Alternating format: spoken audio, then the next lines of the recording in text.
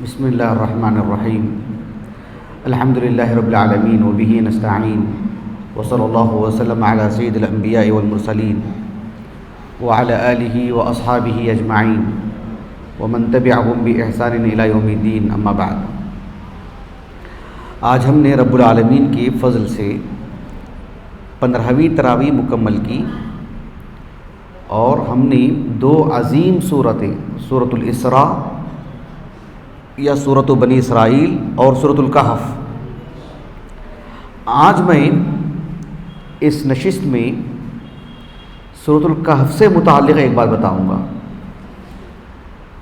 سورۃ الکہف کی ایک آیت کریمہ پڑھ کر کے ایک ضروری بات بتاؤں گا انشاءاللہ، لیکن اختصار سے سورۃ الکہف کا ایک تعارف۔ اب میں دلائل سب نہیں دوں گا، سورۃ الکہف کے بارے میں جو باتیں بتاؤں گا، کیونکہ یہ آج کی جو نشست ہے، کل ہمارے جامعہ محمدیہ میں سالانہ جلسہ ہے، آپ کی بھی کچھ مصروفیتیں ہوں گی، میری بھی کچھ مصروفیتیں ہیں، تو اختصار سے بتاؤں گا دلائل دیے بغیر کہ سورۃ الکہف، اس کا نام کیا ہے؟ سورۃ الکہف۔ اس سورت کا ایک اور نام بھی ہے، کوئی بتا سکتے ہیں؟ آپ ویڈیو لے رہے ہیں؟ ویڈیو لے رہے تھے آپ؟ غلط مت لیجیے۔ اس سورت کا نام ہے سورۃ الکہف۔ اس سورت کا ایک اور نام ہے، کوئی بتا سکتے ہیں؟ ان کو انعام انشاءاللہ۔ اس سورت کا ایک اور نام ہے، اس سورت کا ایک اور نام ہے سورۃ اصحاب الکہف۔ کیا نام ہے؟ دونوں حدیث سے ثابت ہیں۔ میں نے کہا نا کہ دلائل نہیں دوں گا، ابھی ہمارے پاس اتنی گنجائش فی الحال نہیں ہے۔ اس سورت کا جو نزول ہوا ہے اہل ایمان کی سکینت کے لیے، اہل ایمان کے دل کو مضبوطی پہنچانے کے لیے، حتیٰ کہ دجال جیسے فتنے سے بھی محفوظ کرنے کے لیے، ایک مومن کو اس کے لیے حفاظت کا سامان اور بندوبست کرنے کے لیے، فراہم کرنے کے لیے اللہ نے اس سورت کو نازل فرمایا۔ یہ جو سورت ہے سورۃ الکہف، قدیم سورتوں میں سے ہے۔ کیا معنی قدیم سورتوں میں سے؟ اللہ کے رسول صلی اللہ علیہ وسلم پر آغاز میں نازل ہوئی ہیں سب سورتیں۔ سورۃ الکہف، سورۃ الکہف مکی سورت ہے، اس پر اہل علم کا اجماع بھی ہے۔ سورۃ الکہف اس سلسلے میں اس کا جو مقصد ہے نا، میں ہمیشہ جو آپ کو کہتے آ رہا ہوں کہ اہل علم خصوصاً مفسرین اس بات پر بہت زور دیتے ہیں کہ ہر سورت کا مقصد معلوم کریں، کیونکہ ہر سورت میں آپ کو ملی جلی باتیں نظر آئیں گی، توحید کی، رسالت کی، آخرت کی، اہل ایمان کی، کفار کے ساتھ کیا معاملہ ہوا، وہ انبیاء کے قصے تقریباً سورتوں میں نظر آئیں گے آپ کو۔ لیکن اس سورت میں کیا بتانا مقصود ہے، اس سے غفلت نہیں ہونی چاہیے۔ سورۃ الکہف کا جو بنیادی مقصد ہے وہ ہے جو غلط عقیدہ ہے اس کے مقابلے میں، جسے ہم کہتے ہیں نا تصحیح العقیدہ، بھئی یہ شخص ملا ہے، اس کے عقیدے کو درست کرو، تصحیح العقیدہ، وہ اس سورت کا مقصد ہے۔ اور اس سورت کا ایک بہت ہی عظیم اور بنیادی مقصد ہے آدمی کے نظریات کی تصحیح، اس کے سوچنے کے انداز کی تصحیح۔ کسی کے غور و فکر میں ہی غلطی ہو جاتی ہے، معلوم ہوتا ہے کہ آدمی کا مطالعہ ہے، آدمی بہت غور و فکر کرتا ہے، آدمی کا اپنا ایک نظریہ ہے، نہیں، آپ کا نظریے میں تبدیلی لائیے، نظریہ بدلیے، آپ کا سوچ بدلیے، آپ کی ایسا ہونا چاہیے خیال، یہ ہونا چاہیے نظریہ، وہ نظریہ نہیں جو آپ نے رکھا ہے۔ تو غور و فکر کا جو انداز ہوتا ہے وہ کس حد تک درست ہونا چاہیے، اس پر گفتگو ہوئی اس صورت میں۔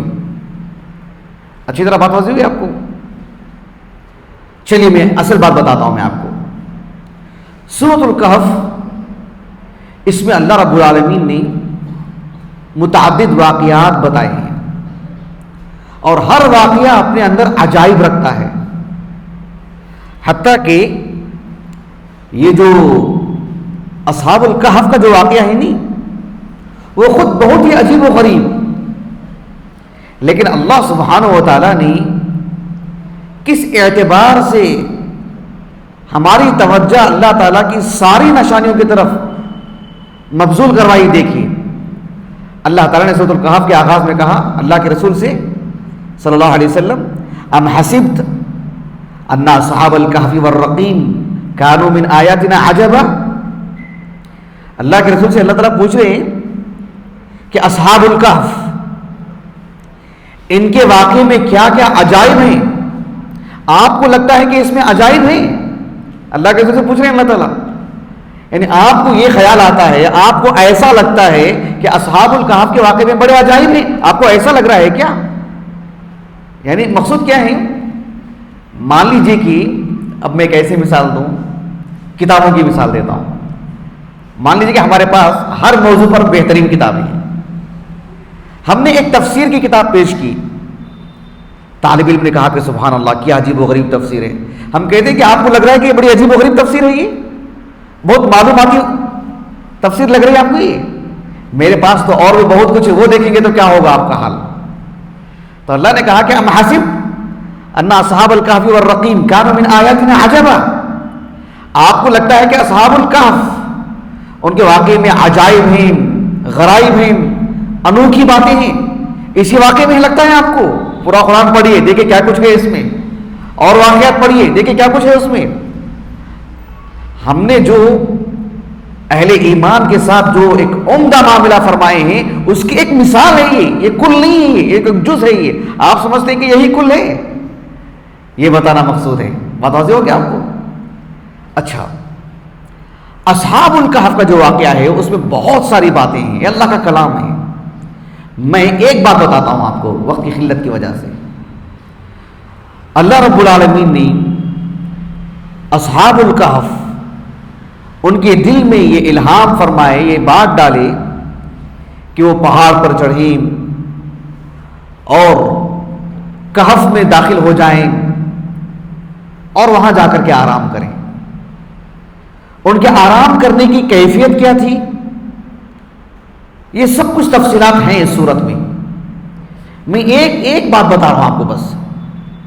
اللہ رب العالمین نے اس صورت کی آیت نمبر 18 میں بیان فرمایا وَتَحْسَبُهُمْ أَيْقَاظًا وَهُمْ رُقُودٌ وَنُقَلِّبُهُمْ ذَاتَ الْيَمِينِ وَذَاتَ الشِّمَالِ وَنُقَلِّبُهُمْ ذَاتَ الْيَمِينِ وَذَاتَ الشِّمَالِ. اللہ تعالیٰ نے کہا کہ آپ کو لگ رہا ہے کہ وہ بیدار ہیں، جبکہ وہ تو سوئے ہوئے ہیں.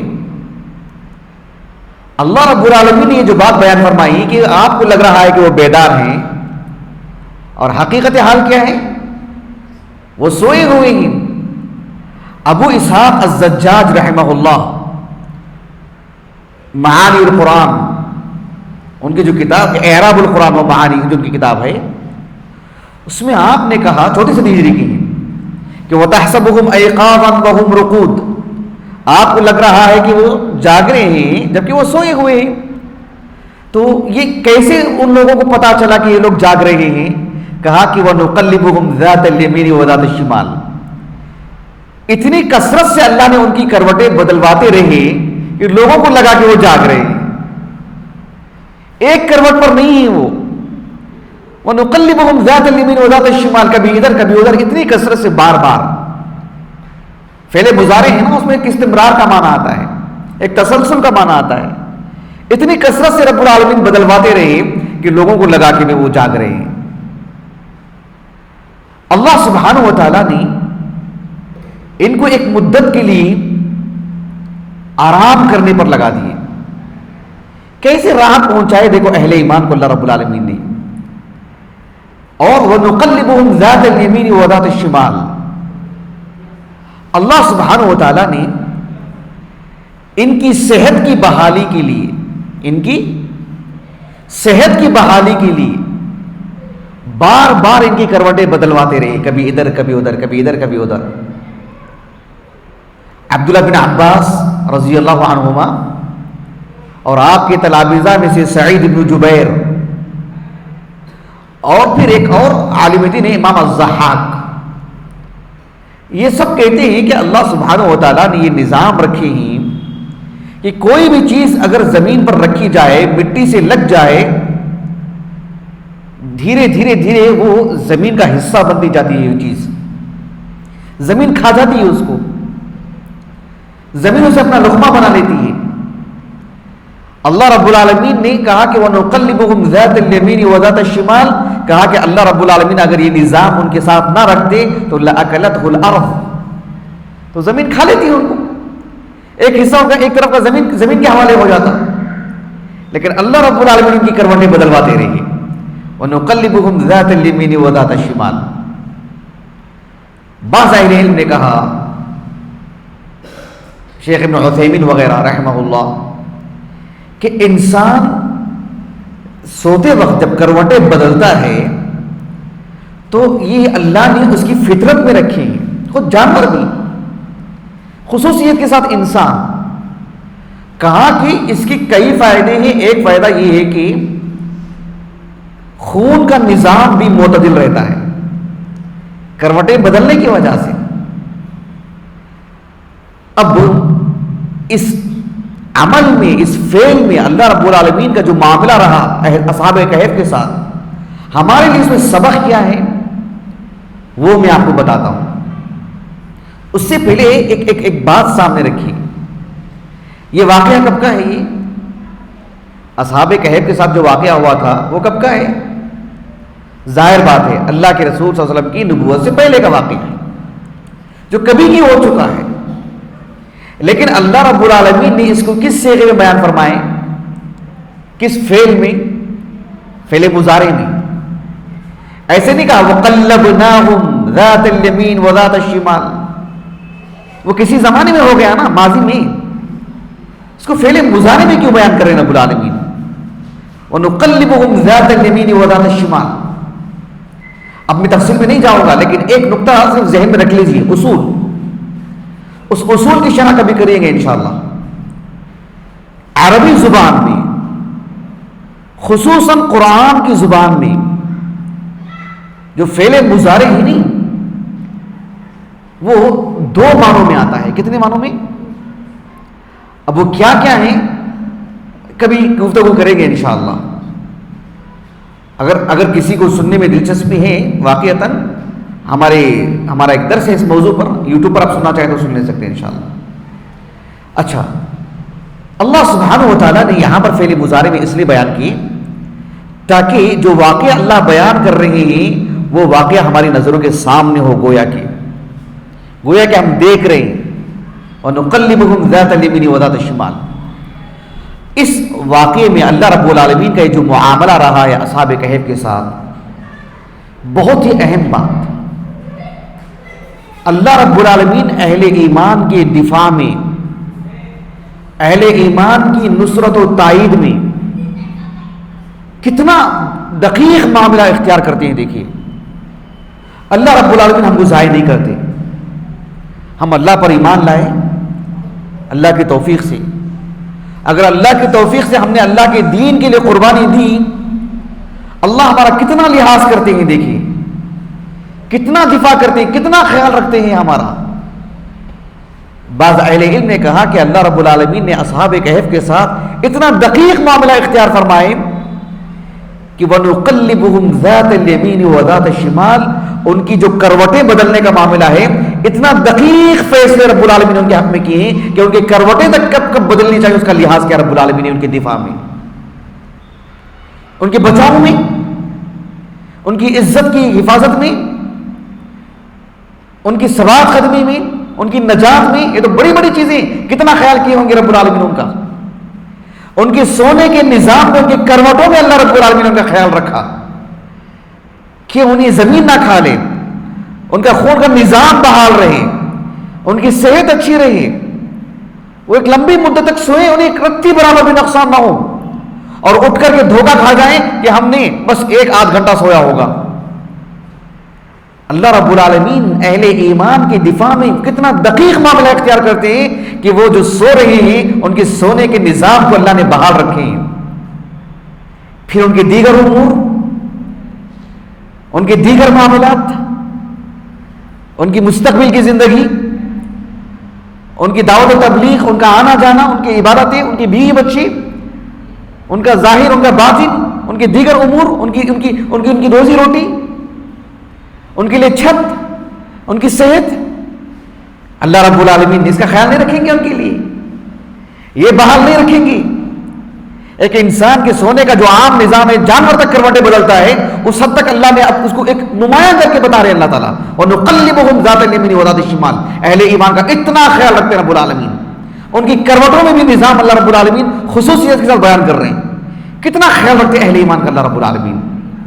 اچھی طرح بتا دو کہ آپ کو اس آیت کریمہ کو رکھ کر کے شیخ ابن عثیمین رحمہ اللہ نے ایک فقہی مسئلہ بیان کیا، کہا کہ وَنُقَلِّبُهُمْ ذَاتَ الْيَمِينِ وَذَاتَ الشِّمَالِ، یہ جو ان کی کروٹیں بدلنے کا جو عمل ہے، وہ جو فعل ہے، اس فعل کی نسبت کس کی طرف کی رب العالمین نے؟ اسناد کس کی طرف ہوئی؟ بندے کی طرف یا خالق کی طرف؟ کروٹیں کس نے بدلی؟ لیکن اللہ نے ان کی کروٹیں بدلنے کا جو عمل ہے وہ ان کی طرف نسبت نہیں دی نا، کس کی طرف نسبت دی؟ اس کی نسبت کس کی طرف کی رب العالمین نے؟ اپنی طرف نا۔ وَنُقَلِّبُهُمْ ذَاتَ الْيَمِينِ وَذَاتَ الشِّمَالِ، ایسے نہیں کہا نا کہ وَتَقَلَّبُوا ذَاتَ الْيَمِينِ وَذَاتَ الشِّمَالِ، وہ دائیں بائیں اپنی کروٹیں بدلتے رہے، کروٹیں بدلنے کا عمل ان کی طرف نہیں نسبت دی نا اللہ نے، اس کی نسبت اپنی طرف کی نا۔